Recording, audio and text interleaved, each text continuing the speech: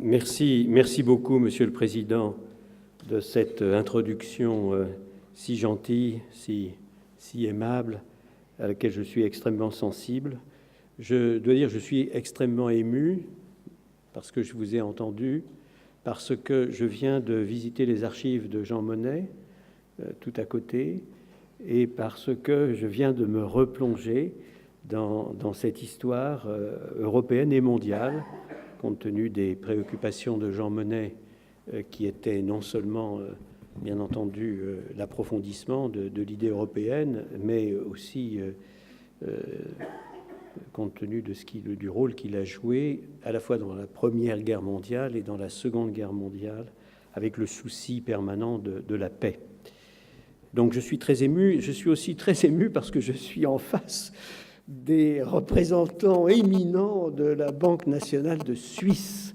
Et chacun sait, bien entendu, que pour un Français, et singulièrement pour un gouverneur de la Banque de France, le modèle, le benchmark, je ne sais pas si je peux utiliser un terme aussi affreux ici dans le temple de la langue française, disons le parangon, c'est évidemment le franc suisse et la Banque nationale de Suisse.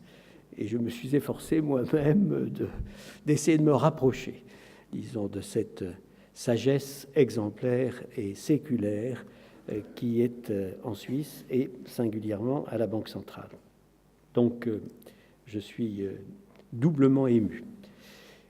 Et je dois dire, je suis très, très ému aussi parce que le sujet que vous m'avez donné est évidemment un très, très grand sujet, extrêmement actuel, et je vais tâcher d'offrir un certain nombre de réflexions, en même temps considérer que chacune de ces pistes que j'offre est en même temps une tête de chapitre peut-être pour des questions que vous allez poser, puisque je crois que la règle est que le conférencier parle à peu près 3/4 d'heure et qu'ensuite il se prête, et je le ferai très très volontiers, aux questions des auditeurs. Je voudrais vous dire un mot de la crise mondiale dans laquelle nous sommes pour vous donner une grille de lecture de cette crise et pour replacer ce qui s'est passé en Europe dans ce contexte mondial. Je voudrais, dans un second temps, évoquer les causes, les raisons, telles que je les analyse moi-même, pour lesquelles l'Europe, et plus particulièrement la zone euro, se sont trouvées à l'épicentre du 3e épisode de la crise mondiale.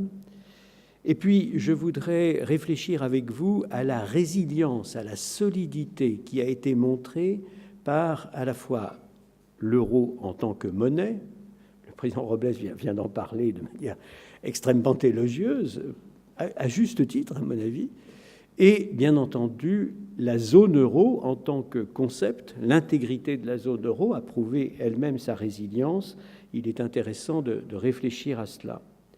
Et puis, je voudrais aborder avec vous la question extrêmement importante de la démocratisation de la construction européenne, la question de la réflexion sur les questions qui peuvent se poser, non seulement à la suite des dernières élections auxquelles nous avons tous assisté, mais aussi, indépendamment de ces dernières élections, compte tenu des progrès très importants qui ont été faits dans la direction de la gouvernance économique, budgétaire, financière de l'Europe et de la zone euro dans ces circonstances très difficiles. Voilà les 4 points que je voudrais aborder devant vous et en conclusion, j'en évoquerai d'autres, mais très rapidement. Premièrement, la crise. Pour moi, la crise que nous avons vécue depuis 2007-2008 est la première crise gravissime des pays avancés que nous connaissons depuis la Deuxième Guerre mondiale. Je crois que si des décisions extrêmement audacieuses, extrêmement courageuses et très rapides dans leur processus de décision, si ces décisions n'avaient pas été prises, nous aurions probablement, en tout cas c'est ma conviction, vécu une crise plus grave encore que celle que nous avons connue depuis la Première Guerre mondiale. C'est-à-dire que nous aurions eu une crise plus grave que celle de 1929 et des années 30.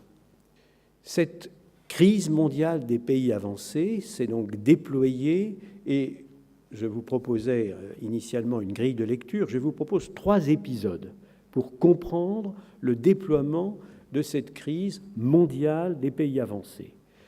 D'abord, je dirais, depuis l'éclatement de la crise des subprimes aux États-Unis jusqu'à Lehman Brothers, nous avons tous connu une période,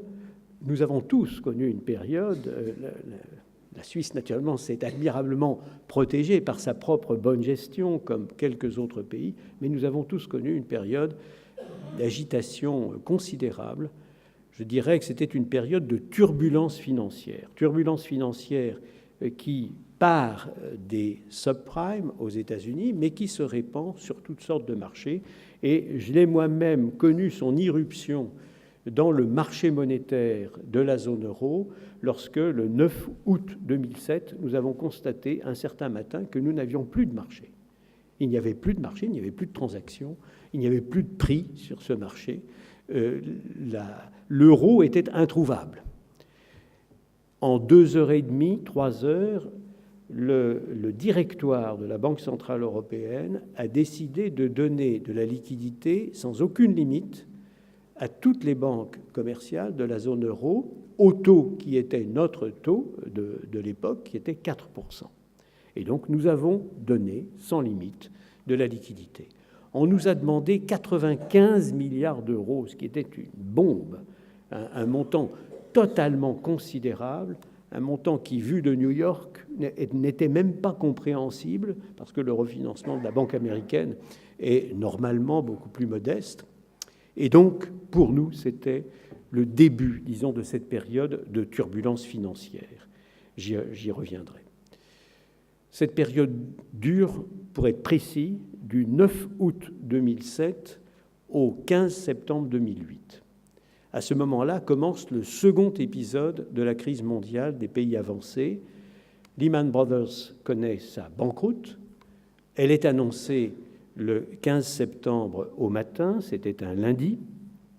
Et nous avons alors, en quelques demi-journées, sous les yeux, un château de cartes financier qui menace de s'effondrer, qui, à vrai dire, commence à s'effondrer. Donc, ce second épisode de la crise mondiale des pays avancés, je le qualifierais de menace grave et immédiate d'effondrement complet du système financier des pays avancés. Les interprétations qui étaient données dans un premier temps du dépôt de bilan de Lehman Brothers étaient rassurantes. C'était le cas notamment du Trésor américain, qui disait, après tout, nous sommes dans une économie de marché. Dans une économie de marché, il y a des dépôts de bilan. Les dépôts de bilan sont très importants parce qu'ils permettent de sanctionner ceux qui se gèrent mal. Et comme chacun sait, la seule économie dans laquelle il n'y avait aucun dépôt de bilan, c'était l'économie soviétique. Et on sait comment ça s'est terminé. Par conséquent, c'est bien, la mauvaise gestion est punie. Cette rhétorique a duré à peu près 2 jours et demi. Et à vrai dire, les banques centrales elles-mêmes, que les présidents de la Banque nationale de Suisse connaissent et les vice-présidents connaissent mieux que personne, les banques centrales étaient déjà, bien entendu, dès le premier jour, dès le lundi, en train de réfléchir à ce qu'il fallait faire pour empêcher précisément la réalisation d'un drame absolu, à savoir un effondrement de l'ensemble des institutions financières des pays avancés qui pouvait se traduire ensuite par une très grande dépression. J'ai déjà évoqué ce qui s'était passé en 1929-1930.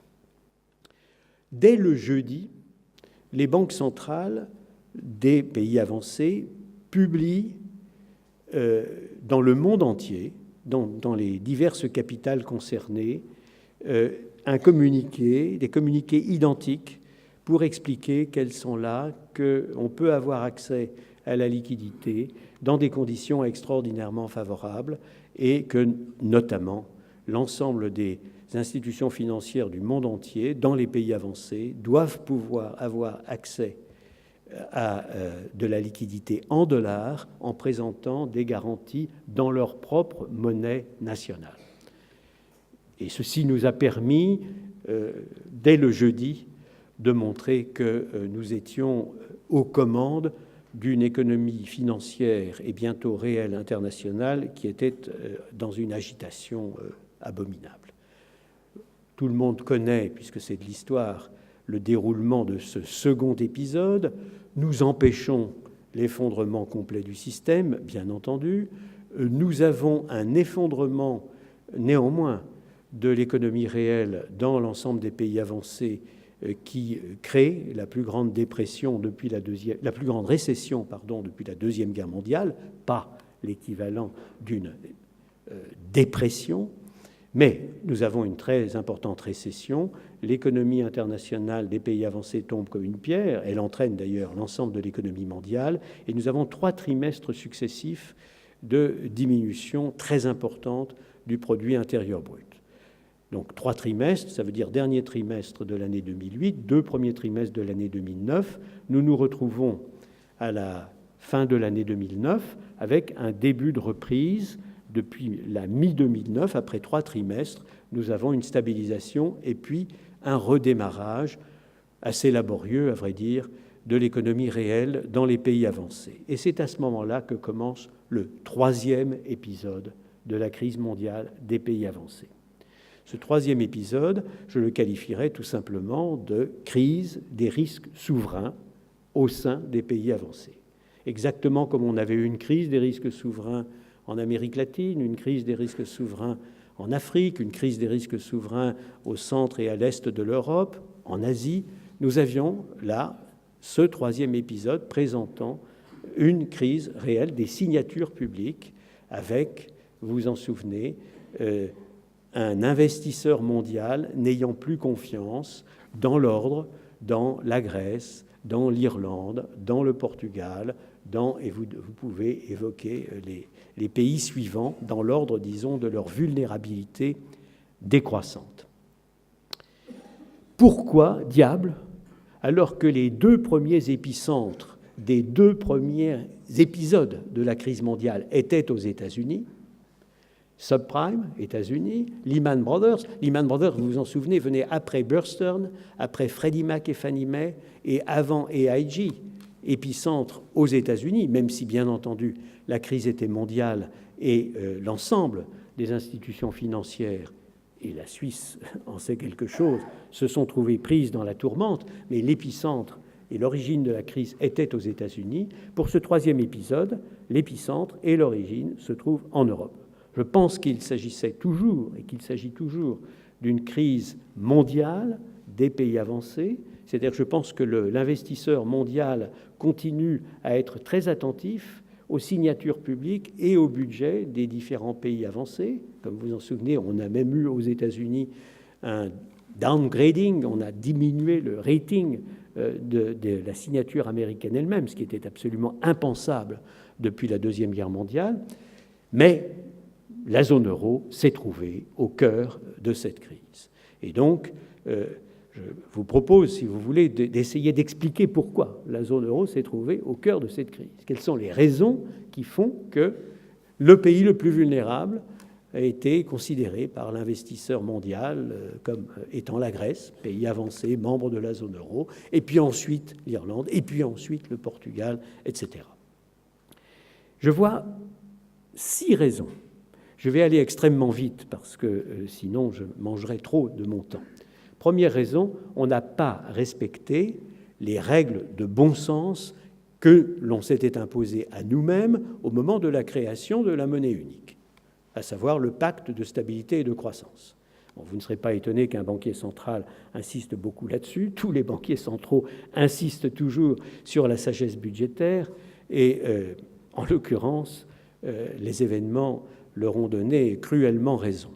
C'est vrai, dès ma nomination comme président de la Banque centrale européenne, donc en 2003, fin 2003, je me suis trouvé en présence de grands pays en Europe, à vrai dire sous présidence italienne.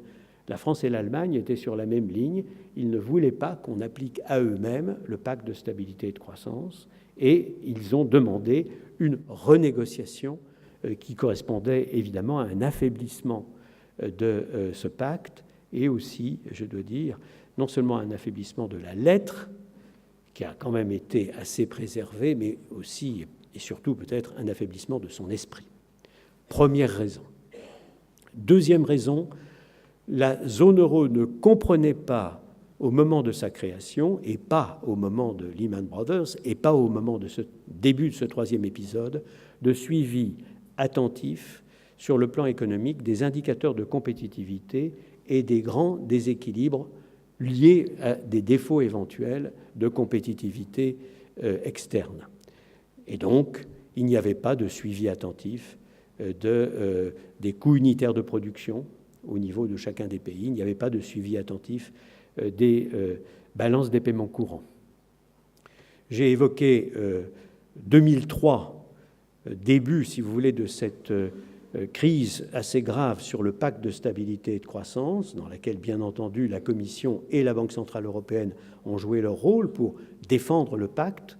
Je dois évoquer 2005 comme étant le moment où la Banque centrale européenne a considéré que cette lacune de non-suivi des évolutions de coûts unitaires de production et de compétitivité au sein de la zone euro était une grave lacune, et j'ai envoyé une lettre aux différents gouvernements européens, à l'Eurogroupe, pour dire attention, regardez les évolutions que nous observons en matière de compétitivité, on a une tendance à la divergence qu'il faut absolument corriger.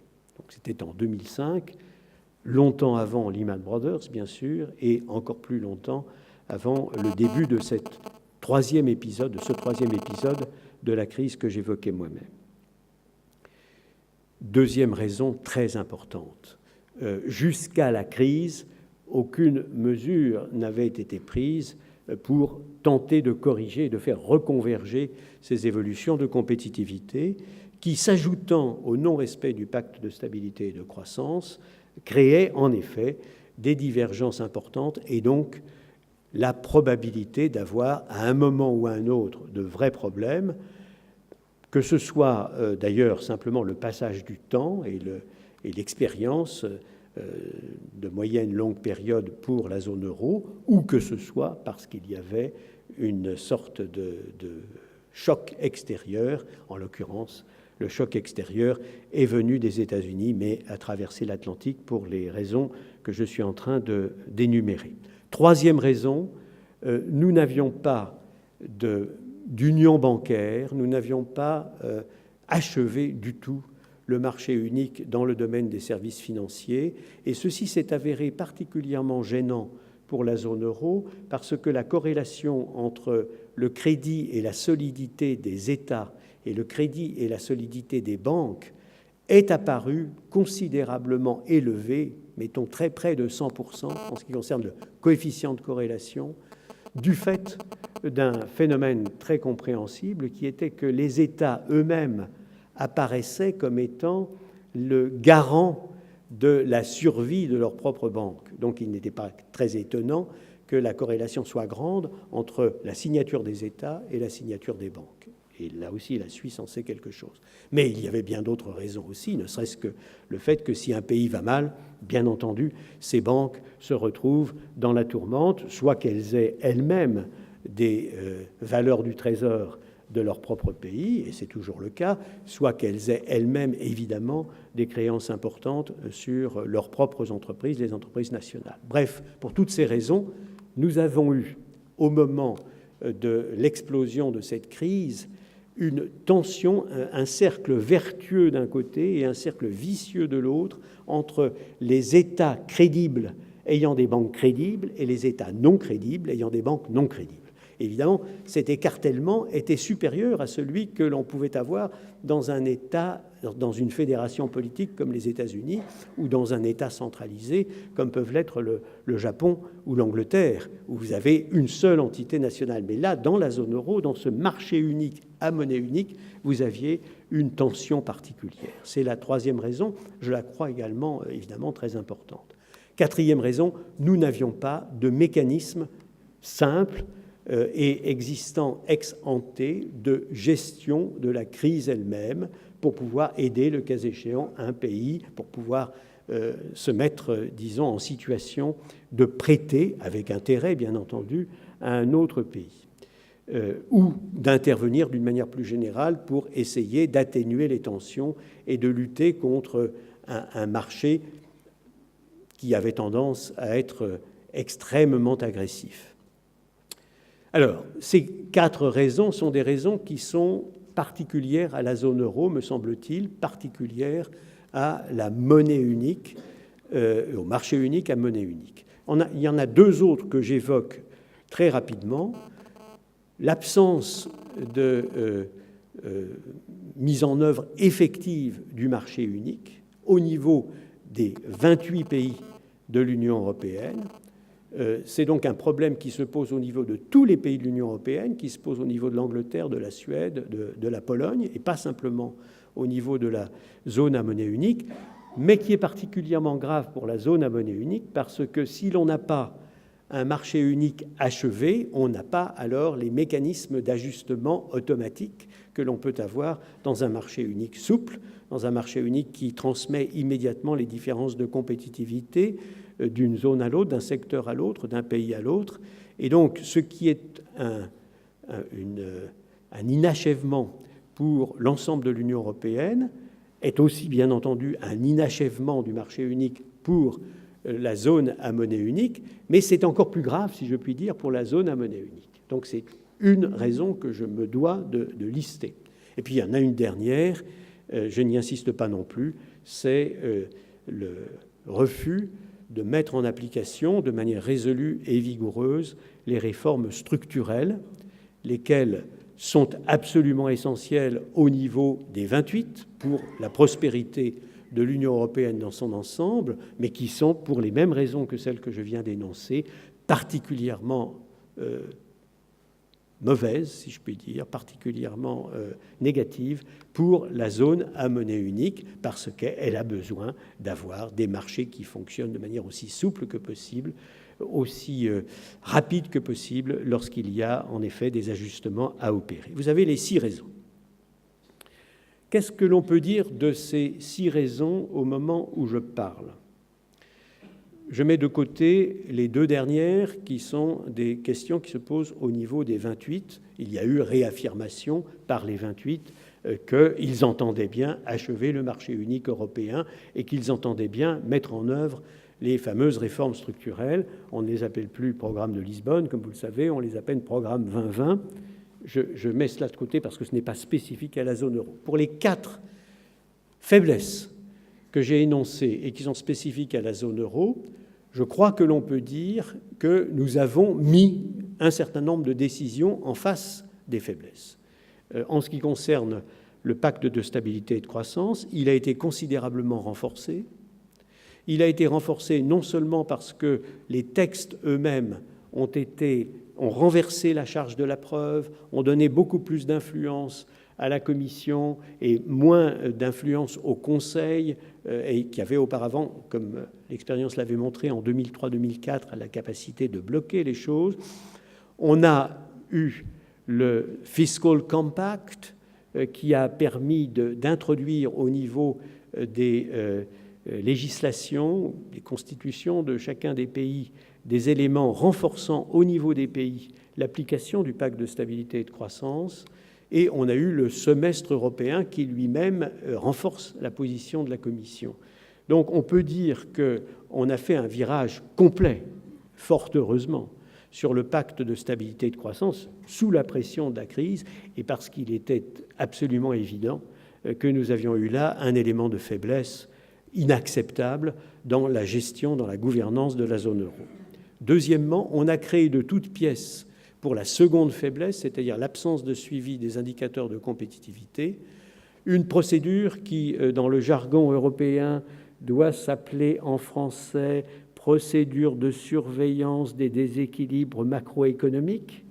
En anglais, si encore une fois on m'autorise à donner un acronyme en anglais, MIP, Macroeconomic Imbalance Procedure, et ce pilier de gouvernance me paraît absolument essentiel. Si j'ai un message parmi d'autres pour vous, c'est certainement que ce second pilier de gouvernance économique en Europe est au moins aussi important que le premier, c'est-à-dire que le pacte de stabilité et de croissance. MIP est aussi important que SGP. Et l'expérience a montré, d'ailleurs, que nous l'avions identifié, comme je l'ai dit tout à l'heure, dès 2005. L'expérience a aussi montré que l'Espagne et l'Irlande n'avaient pas de problèmes monumentaux parce que le pacte de stabilité et de croissance n'avait pas été respecté dans ces deux pays. C'était le cas certainement du Portugal, certainement de la Grèce, mais pas, je crois, de l'Espagne et de l'Irlande. En revanche, les pertes de compétitivité étaient monumentales, et ces pertes de compétitivité étant d'ailleurs liées elles-mêmes à des phénomènes de bulles spéculatives, notamment dans le domaine de l'immobilier. Mais au total, il y avait bien perte de compétitivité, grand déséquilibre, et notamment très grand déséquilibre des balances de paiement courant, particulièrement flagrantes en Espagne. Ça montre bien qu'on a besoin des deux piliers pour la gouvernance de la zone euro, le pilier budgétaire et ce pilier économique. Troisième mesure qui a été prise, la création de l'union bancaire. J'ai déjà dit pour quelles raisons la zone euro avait besoin d'un achèvement monumental du marché unique dans le domaine des services financiers. Nous avons là un ensemble de décisions qui ont été prises, qui étaient impensables avant la crise, qui sont extrêmement audacieuses. La concentration au niveau de l'ensemble de la zone euro, et peut-être plus largement que la zone euro, de la surveillance prudentielle des banques, la concentration aussi au niveau d'une autorité de résolution quand il y a des problèmes. Toutes décisions, encore une fois, extrêmement difficiles à prendre, mais qui ont été prises sous la pression de la nécessité. Autre mesure qui a été prise, la quatrième, comme vous vous en souvenez, on a créé un mécanisme de stabilité financière qui a exigé un nouveau traité.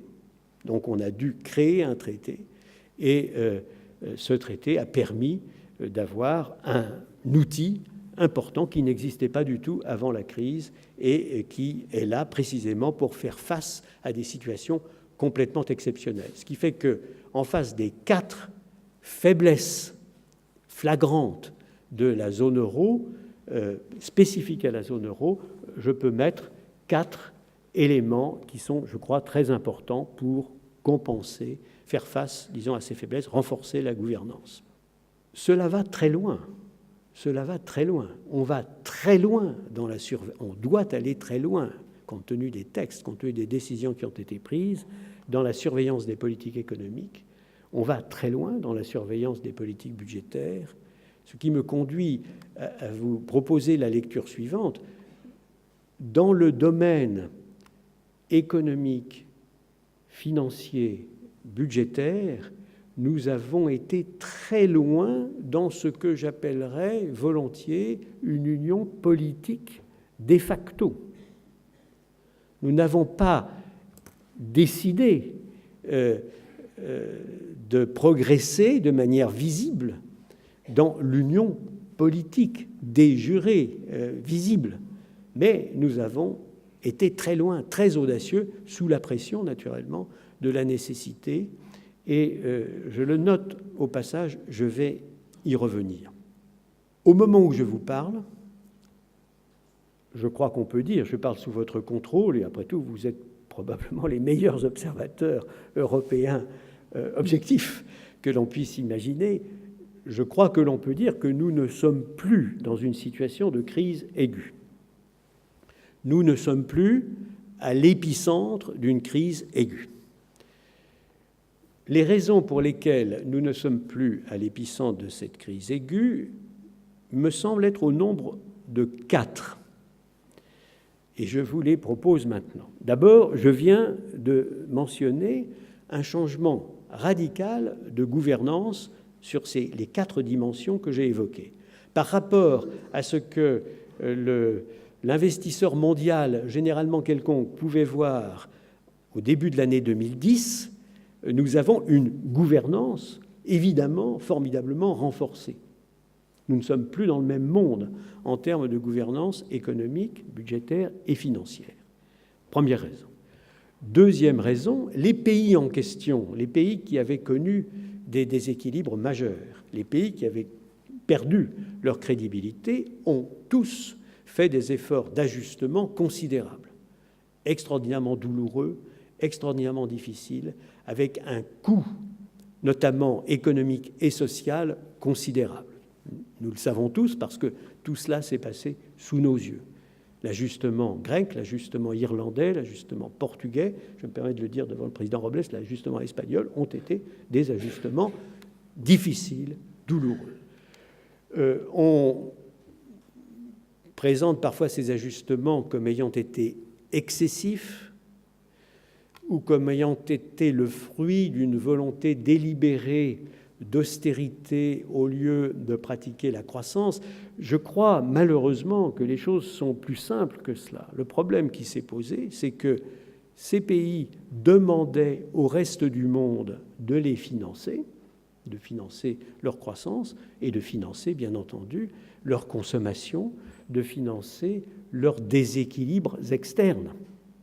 Au total, en 2008-2009, les 5 pays qui ont été mis sous tension par l'investisseur mondial généralement quelconque avaient un déficit de la balance des paiements courants d'environ 8,5 à 9%. Donc tous les ans, on demandait au reste du monde.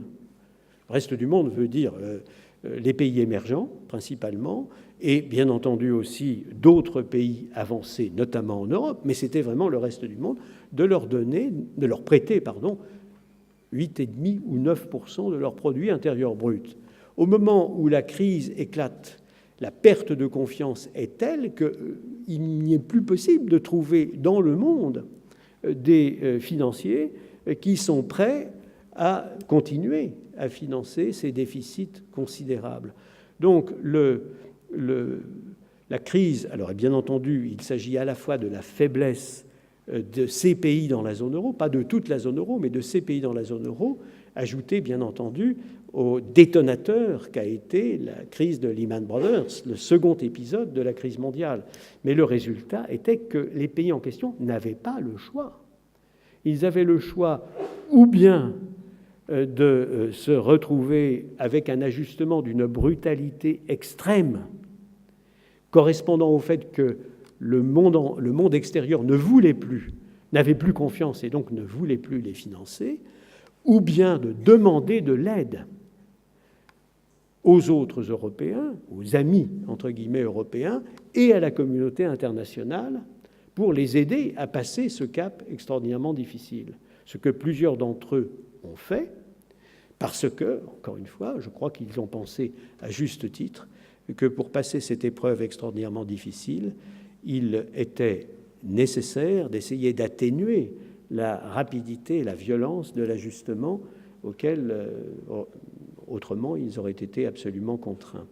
Et donc, nous avons eu, avec l'aide de la communauté internationale, pour 3 pays, et celle des Européens pour ces mêmes 3 pays, avec l'aide des voisins européens, si je puis dire, pour un pays, mais sans avoir un programme de la communauté internationale, nous nous sommes retrouvés avec un ajustement qui a été donc pratiqué, qui fait qu'au moment où je parle, les 5 mêmes pays qui étaient en déficit de 8,5 à 9% en 2008-2009 sont en excédent au moment où je parle. Deuxième raison qui fait que, vu de l'investisseur mondial, la situation est totalement différente. Il y a une gouvernance, première raison, qui a été formidablement renforcée, qui est très crédible, et puis les pays eux-mêmes ne sont pas du tout dans la situation de vulnérabilité absolue qui était la leur. Il y a une troisième raison que je vous propose et que je crois également fondamentale. Après tout, nous sommes ici au cœur, dans le cœur palpitant, disons, de la naissance de l'idée même d'Union européenne, de l'idée même de monnaie unique, comme je l'ai redécouvert sous la plume même de Jean Monnet, à une date très très antérieure à celle que j'avais en tête. Donc je suis là aussi extrêmement ému. Les démocraties européennes qui se sont toutes trouvées soit dans la situation de sortir ou non de la zone euro, et je pense en particulier à ceux qui ont été dans la tourmente financière la plus terrible depuis la Deuxième Guerre mondiale, et ceux qui ont été appelés à prêter de l'argent aux autres pays pour les aider à faire leur propre ajustement de manière aussi ordonnée que possible. Et là, on peut penser, bien entendu, aux pays non atteints par la crise, à l'Allemagne et à d'autres.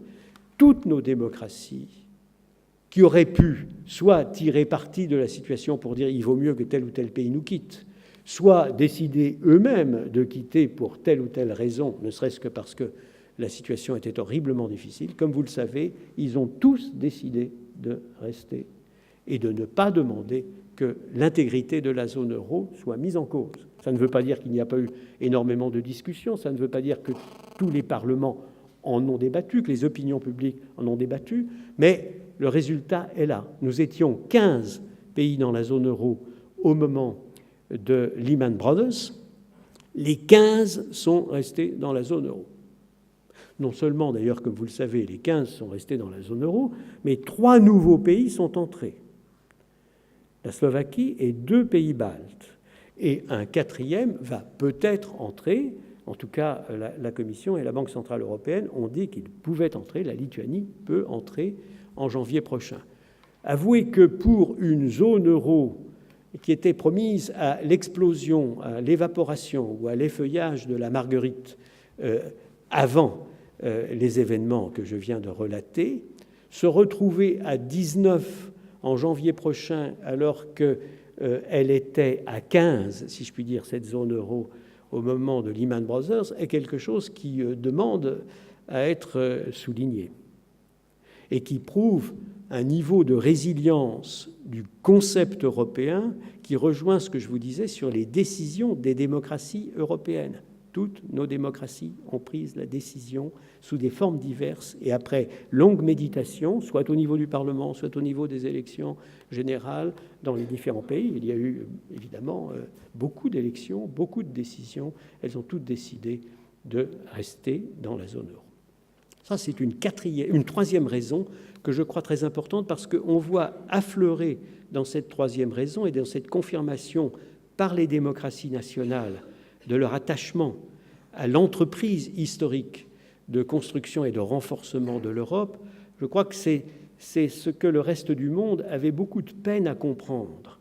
Vu du reste du monde, qu'on soit dans le nouvel hémisphère ou qu'on soit en Asie, pour comprendre la détermination stratégique, historico-stratégique des Européens, alors même que toutes les analyses qui leur étaient présentées par les universités mondiales ou par les prix Nobel pour la plupart, ou par les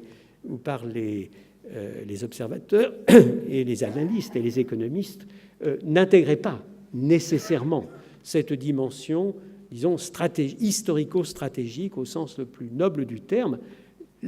L'illustration de cette détermination, ils l'ont quand ils voient, en effet, à chaud, dans des circonstances extraordinairement difficiles, comment les diverses nations européennes ont réagi. Donc, 3 raisons. Et il y en a une 4e que je crois extrêmement importante. Vous y avez fait allusion, Monsieur le Président, c'est la Banque centrale européenne elle-même. Elle s'est montrée, je crois, à la hauteur des enjeux colossaux qu'elle devait affronter. Je ne crois pas qu'on puisse dire d'ailleurs qu'elle a été la seule banque centrale à faire cela. Toutes les banques centrales des pays avancés, d'une manière ou d'une autre, et je dirais la Banque centrale suisse comme les autres, même si la sagesse suisse est, comme chacun sait, exemplaire, ont dû prendre des responsabilités considérables dans des conditions réellement abominables.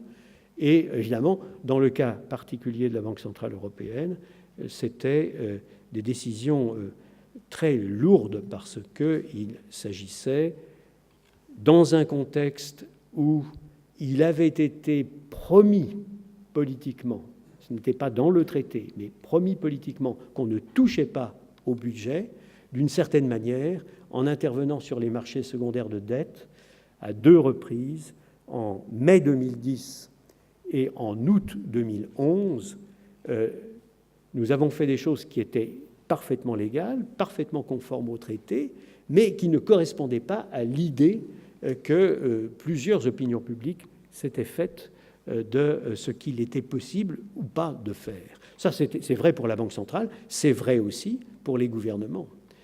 Quand les gouvernements ont créé le mécanisme de stabilité, ce mécanisme, qui a d'ailleurs requis un nouveau traité, a été considéré comme n'allant pas dans le sens de la promesse politique qui avait été faite qu'on ne touchait pas au budget des différents pays. Donc, je n'insiste pas là-dessus, mais j'évoque donc ces 4 raisons qui expliquent, à mon avis, toutes les 4. Aucune d'entre elles, seule, ne pourrait expliquer que l'investisseur mondial considère qu'il n'y a plus de risque majeur de matérialisation d'une situation catastrophique dans la zone euro. Mais, et là je voudrais, si le Président m'accorde encore quelques minutes, je voudrais réfléchir avec vous sur la question si importante de la démocratisation de l'ensemble, disons, du processus historique que je viens d'évoquer. Parce que, comme je l'ai dit, nous sommes allés très loin dans la voie d'une union politique de fait. Très, très loin.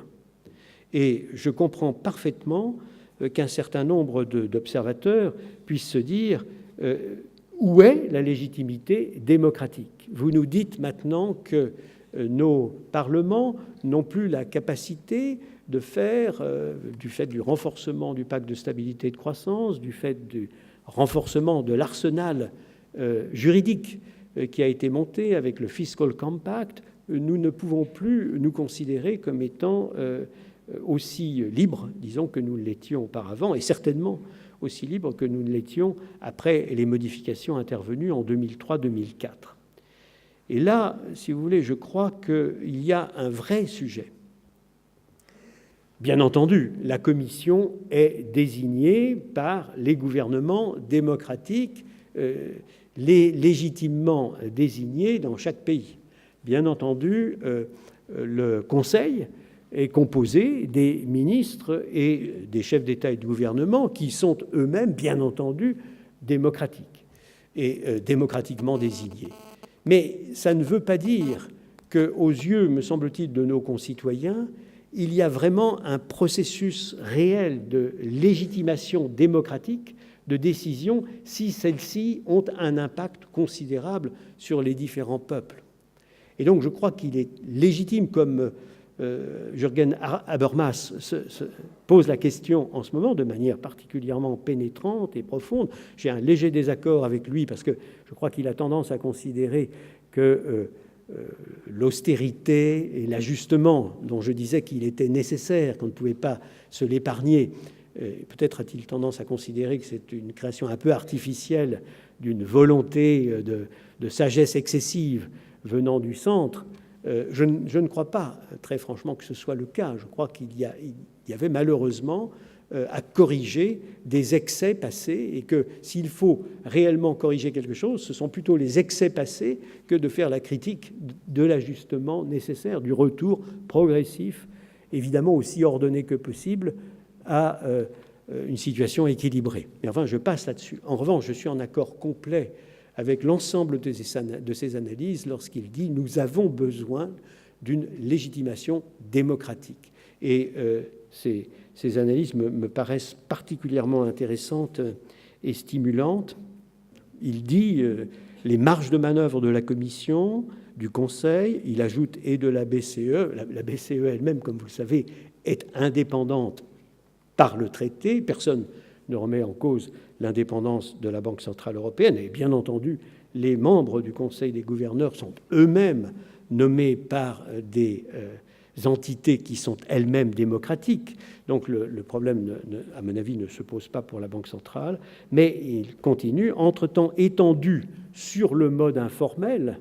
En fait, c'est plus qu'informel, c'est la législation secondaire de l'Europe qui a été formidablement renforcée, et même de nouveaux traités ont été signés, négociés et signés. Mais il continue, et il a raison, si vous voulez, me semble-t-il profondément, doivent être l'objet d'une légitimation de rattrapage au regard de la situation créée par la gestion de crise. Et je crois que c'est exactement ça, c'est le bon concept, c'est nous sommes allés très loin parce que nous y étions obligés, parce que ça ne se discutait pas dans la crise, parce que c'était nécessaire pour sortir de la crise, parce que c'était aussi la reconnaissance du fait que les mécanismes que nous avions imaginés au départ étaient insuffisants, soit qu'on ne les appliquait pas suffisamment rigoureusement, soit qu'ils n'existaient pas, mais ça ne veut pas dire qu'il n'y a pas, en effet, une légitimation démocratique de rattrapage. Alors, il y a beaucoup de directions qui peuvent être envisagées. Je dois dire qu'elles passent plus ou moins toutes par le Parlement européen, parce que le Parlement européen est quand même la seule institution européenne, à Bruxelles et Strasbourg, qui a la légitimité donnée par le suffrage universel direct. Et donc, je suis personnellement convaincu que nous avons là un champ pour la progression de l'Europe, non pas tellement dans la direction d'un renforcement spectaculaire supplémentaire de la gouvernance économique, budgétaire et financière, mais certainement pour assurer une meilleure légitimation démocratique. Et je pense que, de manière plus ou moins confuse, c'est bien l'ensemble de nos opinions publiques qui y réfléchissent. Il y a à la fois une interrogation sur l'Europe, actuellement, dans les débats publics des différents pays, et, me semble-t-il, un assez large consensus pour considérer qu'il n'y a pas assez de légitimation démocratique. On parle de l'Europe des technocrates. En fait, ce n'est pas vraiment une Europe de technocrates. Encore une fois, toute la légitimité de tous ceux qui contribuent à la marche de l'Europe vient d'institutions démocratiques, le plus souvent de gouvernements démocratiques, et toutes nos démocraties me semblent évidemment exemplaires et incontestables. Alors, une petite parenthèse ici que je crois utile. On nous dit souvent l'Europe est rejetée par l'ensemble de nos concitoyens et il suffit de regarder les enquêtes d'opinion. Alors, je vous livre l'enquête d'opinion qui me paraît la plus incontestable parce qu'elle a été faite à la fin de l'année dernière, donc avant tous les débats les plus récents, mais fin de l'année dernière, où on avait eu toute la crise de l'Europe, toutes les difficultés majeures. Et elle est intéressante aussi parce que ce sont toujours les mêmes questions qui sont posées régulièrement dans le cadre d'une enquête d'opinion très vaste qui couvre l'ensemble de l'Europe. Sur les institutions européennes, je vous livre les chiffres suivants, qui semblent suggérer qu'effectivement, il y a rejet d'un certain nombre d'entités européennes. Avez-vous confiance ou pas confiance dans le Parlement européen ? 39% confiance, 48% pas confiance. Donc une majorité de non-confiance. Commission, 35% confiance, 47% pas confiance. Banque centrale européenne, 34, 49. Donc à peu près la même chose. Mais le contre-exemple, le counterfactual, serait de regarder ce qui se passe pour les institutions nationales équivalentes. Alors, voyons. Parlements nationaux, au lieu de 39, 25 de confiance. Et au lieu de pas confiance, 48, 69. Rejet par nos concitoyens, alors je ne parle pas de la Suisse, je n'ai pas les statistiques suisses, rejet par nos concitoyens des institutions nationales et des institutions européennes. Ils ne sont pas contents. Nous avons traversé la pire crise depuis la Deuxième Guerre mondiale. Ils en tirent une conséquence assez naturelle. Le peuple souverain dit « ils ont mal géré d'une manière ou d'une autre ». Peut-être que nous-mêmes, d'ailleurs, nous les avons incités à aller dans le sens de la non-préparation de l'avenir. Mais en tout cas, le résultat n'est pas bon. Mais comme vous le voyez, il est pire pour les institutions nationales que pour les institutions européennes. Je n'en tire donc pas la conclusion moi-même que l'Europe est rejetée. Je continue. Gouvernements nationaux. Confiance, 23%. Pas confiance, 72%. C'est même enquête publiée, bien entendu, à la fin de l'année dernière, au début de cette année. Je vous rappelle que c'est 23 qui se comparent pour la Commission à 35, et que pour le rejet, pour la non-confiance, c'est 72 qui se comparent à 47. Je pourrais continuer. je ne continue pas. Mais je crois qu'il faut que nous soyons bien conscients que nous avons un problème plus vaste encore que celui de l'Europe. C'est un problème qui se pose à toutes nos démocraties. Et j'ai la faiblesse de croire qu'il se pose aux démocraties non européennes, aussi bien qu'aux démocraties de la zone euro, et aux démocraties en dehors de la zone euro, aussi bien qu'aux démocraties de la zone euro. Par exemple, le résultat des dernières élections en France est à peu près le même qu'en Grande-Bretagne. C'est-à-dire nous avons une anomalie gigantesque, un parti qui rejette les choses arrive en premier, ensuite arrive l'opposition dans les deux cas, et enfin arrive le gouvernement, le parti qui est au pouvoir. Donc nous avons un problème. Aux États-Unis, comme vous le savez, il y a aussi une très faible confiance dans les institutions de Washington, et singulièrement dans le Congrès. Confiance extrêmement faible, anormalement faible. Il y a un problème général de malaise dans nos sociétés, et je crois que ceci est évidemment très grave, je dirais plus grave encore que le problème de l'Europe, qui lui-même est effectivement grave et qui lui-même doit trouver des solutions. Alors le temps a passé. Je vais, si vous le permettez, en conclusion, vous faire part d'une idée que j'ai exprimée, sur laquelle je continue de réfléchir, et qui irait assez dans le sens de ce que, me semble-t-il, Jürgen Habermas suggère d'une manière ou d'une autre, même si elle est assez originale, et elle ne renforce, disons, la gouvernance que j'évoquais tout à l'heure, et notamment les piliers de gouvernance que sont le pacte de stabilité et de croissance et le mécanisme de surveillance des grands déséquilibres.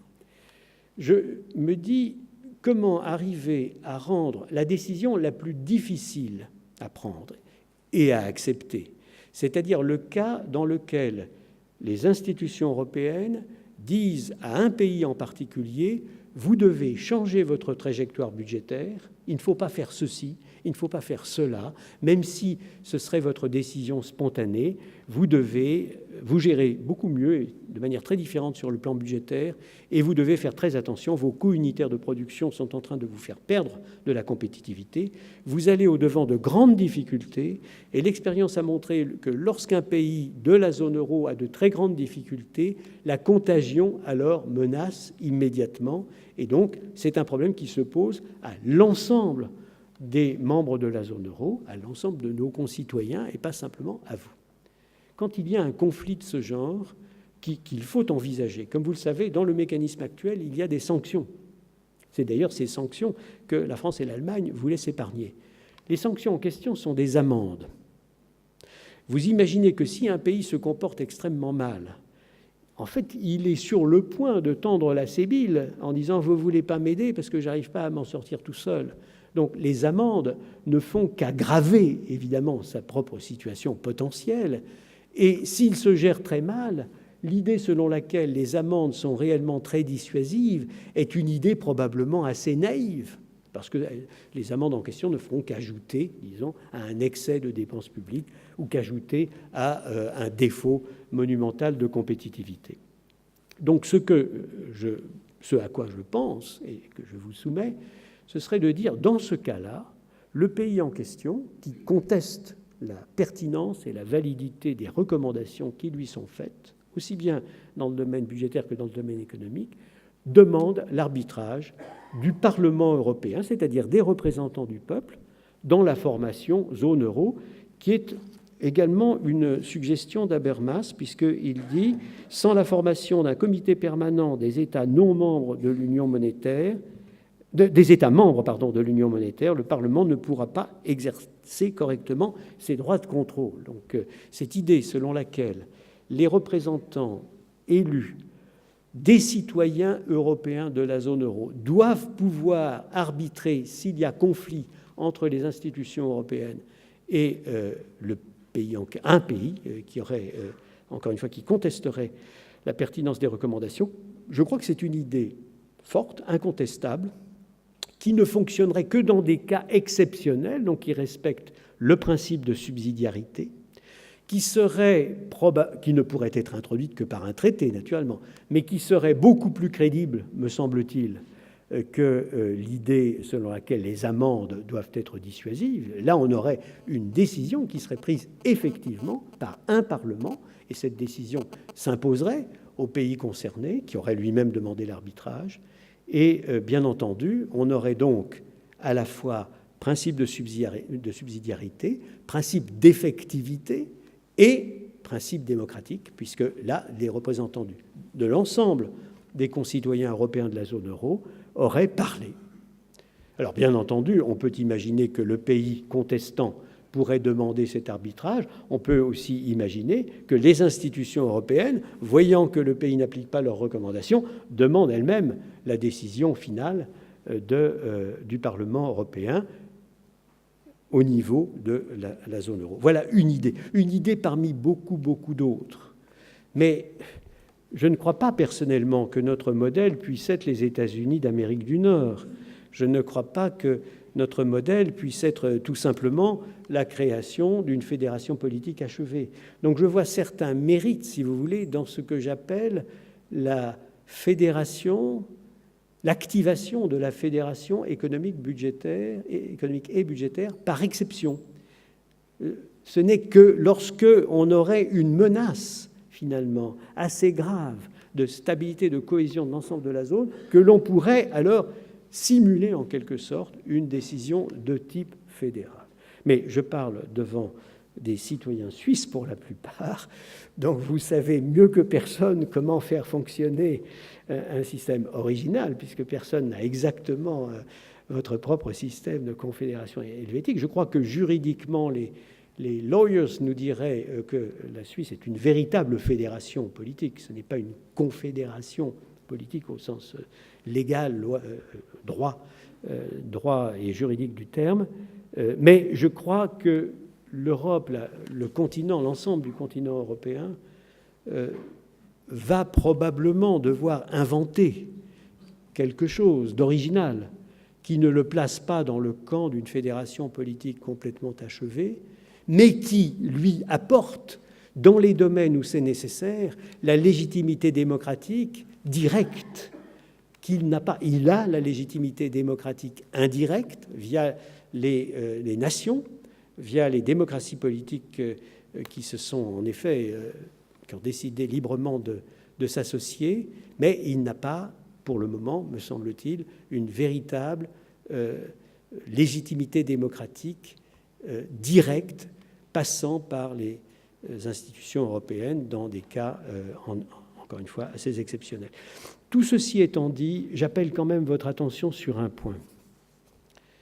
Nous venons de traverser la pire crise depuis la Deuxième Guerre mondiale et peut-être depuis la Première.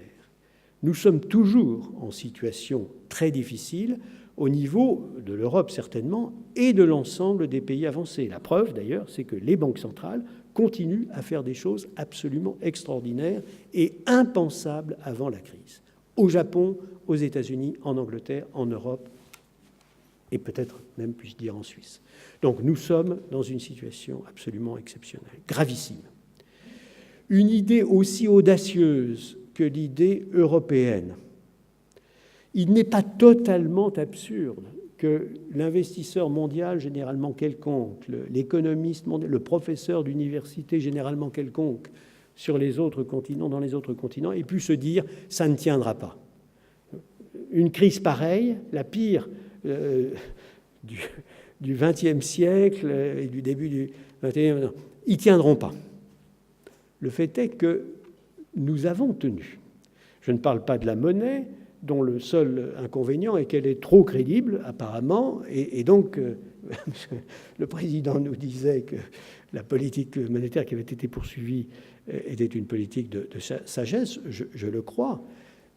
L'euro, pendant toute cette période de crise tragique, a été à un niveau vis-à-vis du dollar des États-Unis supérieur au niveau d'entrée, qui était 1,17. Et ma conviction est qu'en effet, l'euro est poussé vers le haut d'une manière qui ne me paraît pas, vis-à-vis du dollar des États-Unis à tout le moins, et du yen, en ligne avec ce qu'on devrait normalement observer. Donc, pour ceux qui s'attendaient à ce que l'euro explose dans la tourmente, l'observation conduit à un résultat extrêmement paradoxal.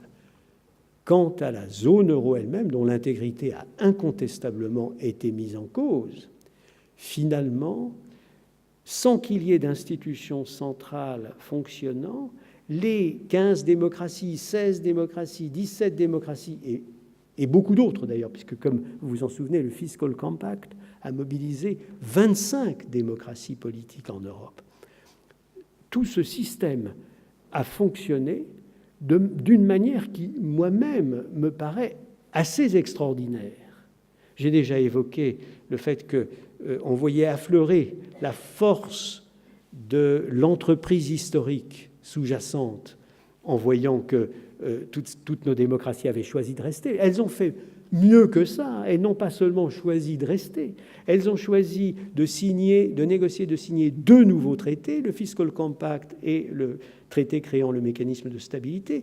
Elles ont renforcé formidablement la gouvernance, elles ont créé l'union bancaire, et ceci est passé par toutes nos démocraties, par les 15, 16, 17, 18 différentes démocraties politiques. La probabilité ex ante, si vous faites un calcul de probabilité et que vous dites oui, ça devrait marcher dans 90% des démocraties, 90% des démocraties appliquées à 18, si vous voulez, ça vous donne une probabilité extrêmement forte d'en avoir au moins 1 ou 2 qui disent non.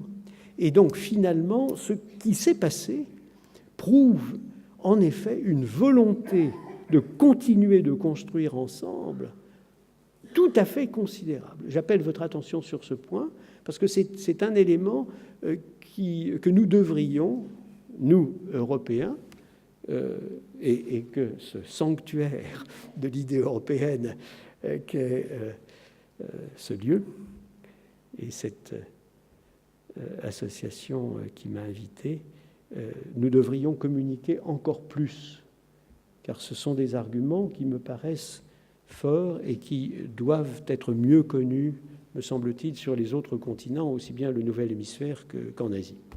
Merci beaucoup de votre attention.